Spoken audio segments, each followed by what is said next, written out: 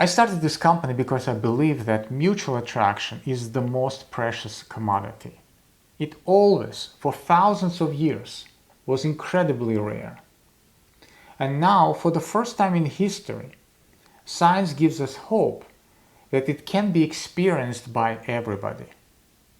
That's what makes me so incredibly excited about this project.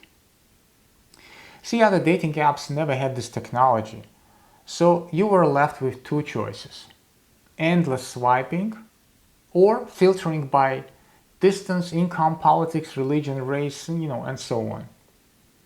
These filters are blind when it comes to attraction, so they can simply filter out that 1 in a million chance waiting for you out there. It's no wonder that 80% of dating app users feel frustrated. Can you imagine? 80%. The solution is simple. You should follow your nature. Start with attraction. And when you find that special someone, you'll be amazed at how many of your so-called requirements suddenly become optional.